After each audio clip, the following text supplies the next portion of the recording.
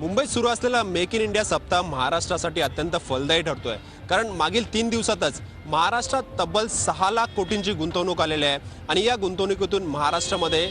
28 लाख तरुणांना रोजगार मिळणार आहे। आतापर्यंत महाराष्ट्रात आलेली सगळ्यात मोठी गुंतवणूक आहे आणि आपल्याला माहिती आहे मेक इन इंडिया मिशन जेव्हापासून सुरू झालं तेव्हापासून अशा प्रकारचा हा आयोजित होणारा पहिलाच सप्ताह आहे आणि या सप्ताह भरवण्याचा पहिला मान जो आहे तो महाराष्ट्राला मिळाला होता आणि या सप्ताहातून निश्चितच महाराष्ट्रासाठी अनेक गुंतवणुकीचे प्रकल्प येतील, नवे उद्योग महाराष्ट्रात येतील हे अपेक्षित होतं आणि तसंच पहिल्या 3 दिवसात घडलेलं आहे। खरं तर राज्य सरकारने पूर्ण सप्ताहामध्ये 5 लाख कोटींची गुंतवणूक आकर्षित करण्याचा उद्दिष्ट ठेवलं होतं, पण ही गुंतवणूक जवळपास 6 लाख कोटींपर्यंत गेलेली आहे आणि 28 लाख रोजगार, जे टार्गेट महाराष्ट्राचं होतं 12 लाखाचं, ते टार्गेट आता 28 लाखापर्यंत गेलेलं आणि ते अचीव होईल आणि ही गुंतवणूक प्रत्यक्ष आणण्यासाठी स्वतः मुख्यमंत्री प्रयत्न करणार आहेत। कारण आपल्याला माहिती आहे की आतापर्यंत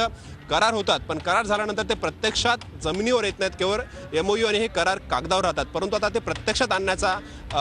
संकल्प जो मुख्यमंत्र्यांनी केलेला आहे आणि प्रामुख्याने मेक इन इंडिया वीकमधून महाराष्ट्राला फायदा होईल अशी अपेक्षा होती, तसं होताना दिसतंय आणि आता येणाऱ्या पुढील 4 दिवसात ही गुंतवणूक आणखीन वाढेल आणि महाराष्ट्र उद्योग क्षेत्रात आघाडीवर आहे, ती आघाडी महाराष्ट्राची आणखीन वाढेल आणि ही आघाडी इतर राज्यांच्या तुलनेत प्रचंड वाढेल। आपली आघाडी उद्योग क्षेत्रात, गुंतवणूक क्षेत्रात कायम ठेवण्याचा मान महाराष्ट्राने पुन्हा एकदा राखलेला असंच म्हणावं लागेल। व्हिडिओ जर्नलिस्ट प्रशांत कोचरेकरसह दीपक भातुसे, झी मीडिया,